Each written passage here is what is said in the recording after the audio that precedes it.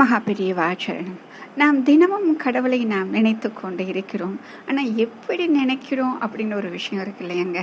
அதாவது முழுவதுமாக நம்பி நினைப்பதுன்னு ஒன்று. இவர் செய்வாரா மாட்டாரானே தெரியல, கடவுளே எப்பயாச்சும் வந்து செய்வியா, எனக்கு செய்வியா மாட்டியா அப்படின்னு நம்ம நினைக்கிறது ஒரு விஷயம். ஆனால் என்ன நடக்குதுன்னு நம்ம தெரிஞ்சுக்கிட்டோம் அப்படின்னா, ஓ இவ்வளோ அற்புதமான ஒரு விஷயம் இதில் இருக்கா, எத்தனை நாள் தெரிஞ்சிக்காம போயிட்டோமே அப்படின்னு சொல்லிட்டு நம்ம நினைப்போங்க. ஆமாங்க, கடவுள்கிட்ட நம்ம ஒரு பிரார்த்தனை வைக்கிறோம், சரியா? இப்போ இந்த பிரார்த்தனை வச்ச உடனே அந்த குறைகளை கடவுள் தீர்த்து வைத்து விடுகிறார். சரி, இப்போ நம்மளுக்கு என்ன ஆயிடுச்சு, ஆஹா கடவுள்கிட்ட சொன்னால் இவர் வந்து செஞ்சு வச்சிடறாரு, ரொம்ப சக்தி வாய்ந்த சாமி அப்படின்னு எல்லாருக்கிட்டையும் சொல்கிறேங்க.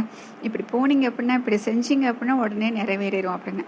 அடுத்து நமக்கு இன்னொரு சோதனை வருது. அப்போ கடவுள்கிட்ட அடுத்து ஒரு பிரார்த்தனை வைக்கிறோம். இப்போ பார்த்தீங்க அப்படின்னா நடக்கவே இல்லைங்க. என்ன காரணமாக இருக்கும் நம்மளுக்கு ஒன்றுமே புரியாது. அதே மாதிரி எல்லாம் செஞ்சோம், இந்த தடவை ஏன் நடக்கலை அப்படின்னு. ஆனால் உண்மையான காரணம் என்ன நம்ம தெரிஞ்சுக்கலாமா? அதாவது கடவுள் நம்ம குறைகளை வந்து தீர்த்து வைக்கும் பொழுது என்ன பண்ணுறாரு அப்படின்னா, நம்ம வந்து அவரை நம்பிட்டு இருக்கோம் அப்படின்னு நம்ம நினச்சிட்டு இருக்கனால அது நடக்குதுன்னு நம்ம நினைக்கிறோம்.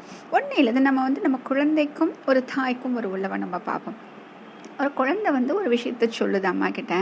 அப்போ அம்மா என்ன பண்ணுவாங்க அப்படின்னா, அது அந்த குழந்தையால் தீர்த்து வைக்க முடியாத ஒரு விஷயமா இருக்கும்.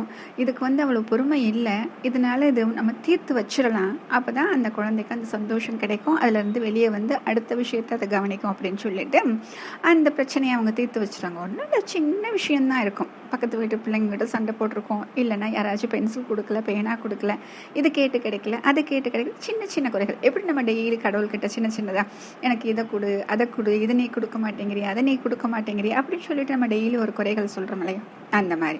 சரி, அடுத்தது என்ன ஆகுது அப்படின்னா, திரும்பவும் அதே மாதிரி குழந்தை இன்னொரு நாளைக்கு வருது. இப்போ அதுக்கு என்ன தெரிஞ்சு போச்சு அப்படின்னா, அம்மா கிட்ட சொன்னால் அம்மா பார்த்துக்குவாங்க, நம்ம ஒன்றும் பண்ண வேண்டியதில்லைன்னா அப்படின்னு அதுக்கு வந்துருச்சு. அப்போ அம்மா என்ன பண்ணுறா அப்படின்னா, இப்போ குழந்தை தான் இது என்னன்னு கவனிக்கணும். நம்மளே இப்படி பண்ணிட்டு இருந்தால் முடியாது.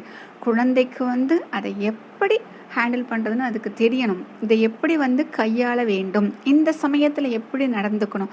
ஏன் அப்படின்னா, அந்த அனுபவம் அப்படிங்கிறது வாழ்க்கையில் ரொம்ப முக்கியமான ஒரு விஷயமா இருக்கும். அந்த அனுபவத்தின் மூலமாக நாம் இன்னும் பெரிய வெற்றிகள் நமக்கு கிடைக்க வேண்டியதாக இருக்கும். அப்போ அந்த அனுபவம் கிடைக்கிறதுக்கு அப்போ அம்மா என்ன பண்ணுவாங்க அப்படின்னா, இல்லைப்பா இந்த தடவை நீயே போய் பாரு, அம்மா கொஞ்சம் வேலையாக இருக்கு இல்லையா, நீயே போய் பார்த்துட்டு வந்துடு அப்படின்னு சொல்லிட்டு மென்மையாக சொல்லுவாங்க.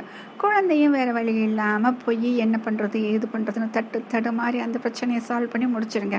அப்போ அந்த குழந்தைக்கு ஒரு அனுபவம் கிடச்சிருது. இப்போ நம்மளும் அதே மாதிரி தாங்க. இப்போ கடவுள் வந்து நம்ம குறைகளை தீர்த்து வைக்கலை அப்படின்னு சொன்னோன்னு ஒரு பெரிய கம்ப்ளைண்ட் லிஸ்ட்டே வச்சுருப்போம், இது செய்யலை அது செய்யலைன்னு. ஆனால் இப்போ என்ன நடக்குது அப்படின்னா, அந்த குறைகளை தீர்க்காத பொழுது அவர் என்ன பண்ணுறார் அப்படின்னா, அவர் நம்மை நம்புகிறார். இந்த ஆத்மாவுக்கு இந்த பிரச்சனையை வந்து சமாளிக்க முடியும். இந்த பிரச்சனைகளை சமாளிப்பதன் மூலமாக கிடைக்கக்கூடிய அனுபவம் இந்த ஆத்மா இன்னும் வாழ்வில் உயர்வதற்கு வெற்றியாக இருக்கும், உறுதுணையாக இருக்கும் அப்படின்னு சொல்லிட்டு அதில் அவர் தூரமாக இருந்து பார்த்துக்கிட்டே இருக்கார்.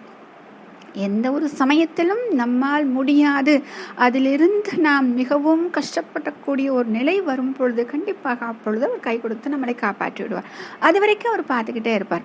இப்போ அந்த ஒரு நிலை வரும் வரைக்கும் நம்ம என்ன பண்ணுறோம், ரொம்ப போராடி பார்க்குறோம் இல்லையா? அப்படி அந்த போராடும் சூழ்நிலையில் தான் நாம் எத்தனை விஷயங்களை கற்றுக்கொள்கிறோம். மனிதர்கள் அப்படிங்கிறவங்க யார் அப்படின்னு நம்ம ஒரு அகராதி போட்டு வச்சுருப்போம், ஆனால் அந்த அகராதி பூராமே தப்பாக இருக்கும். இப்போ இந்த சோதனை காலத்தில் நாம் கற்றுக்கொண்ட பாடங்கள் மூலமாக ஒரு புது டிக்ஷனரியே நம்ம போட்டு வச்சுருப்போங்க. அந்த டிக்ஷனரியை வச்சுக்கிட்டு தான் நம்ம அடுத்த லைஃப்பில் ஒவ்வொரு டார்கெட்டும் பண்ணுவோம். இப்போ புரியுதா கடவுள் ஏன் அந்த குறைகளை தீர்த்து வைக்கல அப்படின்னு? அதாவது நம்ம நம்புறது ஒரு விஷயம், ஆனால் கடவுள் நம்மை நம்புவதுன்னு ஒரு விஷயம், ரெண்டு விஷயம் இருக்கு இல்லையா? அப்போ நம்மை நம்பும் பொழுது கடவுள் என்ன பண்ணுறாரு, அந்த குறைகளை இவர்களே தீர்த்து கொள்ளட்டும், முயன்று பார்க்கட்டும், இந்த அனுபவம் இவர்களுக்கு தேவை அப்படின்னு சொல்லிட்டு கொஞ்சம் அவர் வந்து தாமதமாக நமக்கு உதவி செய்கிறார். இதுதான் உண்மையான விஷயம். அப்போ கடவுள் இப்படித்தாங்க இருக்கார். ஒரு தாய்க்கு சமானமாகத்தான். எந்த ஒரு தாயும் தன் குழந்தை அழுவதை பார்க்க விரும்ப மாட்டாள், அதே மாதிரி கஷ்டப்படுவதை பார்க்கவும் விரும்ப மாட்டாள். அப்படித்தான் இறைவனும். மகா பெரியவா சரணம்.